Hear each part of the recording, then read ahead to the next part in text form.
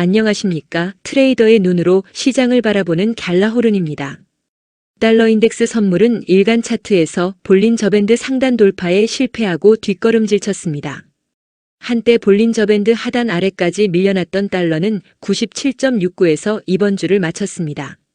좀처럼 20일 이동평균선을 넘지 못하던 달러는 강한 상승으로 이곳을 돌파하는가 싶더니만 다시 21선 아래로 주저앉았고 97.385까지 내려가며 97.464에 있는 볼린저 밴드 하단을 하향 돌파하기도 했습니다. 달러는 하락 추세를 멈추고 반등을 시도해왔지만 상승 동력이 약해 반등에 번번이 실패하는 모습입니다. 현재까지 달러는 97대에서 지지를 받고 있는데 이 지지대가 얼마나 튼튼할지 지켜봐야 할 대목입니다. 지지대가 계속 기능하면 지지대의 내구성이 점점 떨어지기 때문입니다. 따라서 달러는 97대에서 안주해서는 안 되고 반등의 성공의 지지대가 무너지기 전에 실마리를 찾아야 합니다. 당분간 달러는 97.464와 99.118에 걸쳐 있는 볼린저 밴드 내부에서 등락을 거듭하면서 동력을 축적할 것으로 보입니다. 그래서 어느 한쪽으로 크게 움직일 것으로 보이는데 차트상으로는 상승할 것이란 기대를 불러일으키지만 달러를 둘러싼 환경은 달러에 그리 호의적이지 않다는 게 문제입니다. 달러는 영머리어깨형 패턴을 만들어간다고 볼 수 있는데 그러한 시도를 투자자들에게 확신시키기 위해서는 99.10대에 걸쳐 있는 120일 지수 이동 평균선을 무난히 넘어서는 모습을 보여줘야 할 것입니다. 달러가 다음 주에도 여전히 지지부진한 모습을 보이면 달러가 볼린저 밴드 하단 밑으로 미끄러질 가능성은 한층 높아질 것입니다. 달러가 하락을 이어간다면 96선이 달러를 얼마나 받쳐줄지를 지켜봐야 하는데 쉽사리 96 아래로 내려갈 것으로 보이지도 않을 것으로 전망됩니다. 주간 차트로 시야를 넓히면 달러에 대한 비관적 시각은 강해집니다. 달러는 20일 이동평균선 앞에서 무너지는 모습을 반복하고 있으며 매수세를 모두 빨아들이는 유성형 캔들을 만들고 있습니다. 달러는 도약을 위해 한 걸음 물러설 필요가 있어 보입니다. 그러면 달러의 반등 지점이 어디쯤이 될지 살펴야 하는데 일단 96 부근일 것으로 보입니다. 달러는 4시간 차트에서는 흥미로운 모습을 보여주고 있습니다. 달러는 변동성이 큰 모습을 연출했지만 전반적으로 채널 안에서 움직이는 모습을 보여주기 때문입니다. 달러 인덱스 선물은 97.5대와 98.4대에서 등락을 거듭하는 모습입니다. 비농업 부문 고용지표가 예상을 크게 밑도는 초라한 결과를 보여 이에 달러는 크게 미끄러졌지만 97.4대에서 지지를 받았습니다. 하지만 달러가 볼린저 밴드 하단을 따라 미끄러졌다는 점은 달러의 부담입니다. 달러가 급락한 뒤 낙폭을 어느 정도 만회하는 모습을 보였지만 이게 반등의 시작이라기보다는 추가 하락의 신호로 보이기 때문입니다. 달러가 볼린저 밴드 내부로 복귀하는 모습을 보여주지 못한다면 달러의 추가 하락을 예상할 수밖에 없을 것입니다. 그러면 단기적으로 달러는 96.9대까지 밀려날 수 있습니다. 당분간 달러는 뚜렷한 추세를 만들기보다는 추세를 형성하기 위한 동력 축적에 주력할 것으로 보이며 앞으로의 추세는 주변 환경에 좌우될 것으로 예상됩니다. 미 연방준비제도는 현지 시간으로 오는 16, 17일에 FOMC 회의를 통해 기준금리를 결정합니다. 연준의 결정에 맞춰 달러의 추세가 형성될 것으로 보입니다.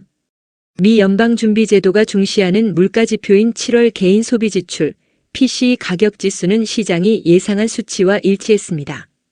현지 시간으로 29일 미국 상무부가 공개한 7월 PCE 가격지수는 전달보다 0.2%, 지난해 같은 달보다 2.6% 상승해 연준의 금리 인하 기대감을 높였습니다.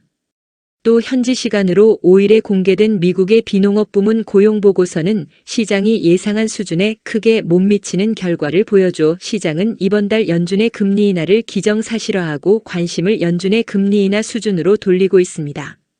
지난달 발표치에서 7만 9천 명 증가에 그쳐 시장에 충격을 줬던 고용지표는 이번 달에는 7만 5천 명 증가를 예상한 시장 기대치를 크게 밑돈 2만 2천 명 증가에 그쳤습니다. 실업률도 시장이 예상한 4.2%를 약간 웃도는 4.3%를 기록해 지난 2021년 10월 4.5% 이후 최고치를 기록했습니다. 이에 시장은 연준이 현지 시간으로 오는 16, 17일에 열리는 FOMC 회의에서 기준금리를 인하할 것으로 단정하면서 인하폭이 0.25%포인트의 베이비 컷이냐 0.5%포인트의 빅컷이냐에 관심을 쏟고 있습니다. 그리고 올해 연준의 금리 인하 횟수도 3회에 이를 것으로 기대하고 있습니다. 연준의 FOMC 회의는 앞으로 9월과 10월, 12월 3차례 열리는데 시장에서는 회의 때마다 연준이 금리 인하에 나설 것으로 보는 것입니다. 모넥스 USA의 트레이딩 디렉터 후안 페레즈는 이는 달러와 미국 경제에 모두 좋지 않은 신호로 지금 매우 심각한 스태그플레이션을 경험하고 있다고 언급했습니다. 클리어브리지 인베스트먼츠의 경제시장 전략 책임자 제프 슐츠는 노동부의 8월 고용 동향은 올해 추가 금리 인하 가능성에 무게를 싣고 있다고 분석했습니다.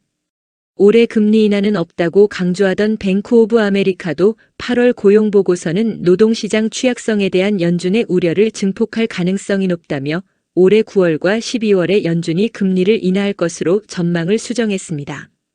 한편 연준 이사로 지명된 스티븐 마이런 백악관 국가경제자문위원장은 연준 이사직뿐 아니라 백악관 자문위원장직도 겸직하겠다고 밝혀 연준의 독립성 논란이 다시 불거졌습니다. 마이런 위원장은 상원 인사청문회에서 아드리아나 쿠글러 전 이사의 자녀 임기인 내년 1월 31일까지 연준 이사를 맡게 돼 위원장직을 사임하지 않고 무급휴직을 하겠다고 했는데 백악관 관리가 연준 이사를 겸직하는 것은 1930년대 현대적 연준이 설립된 이후 처음입니다.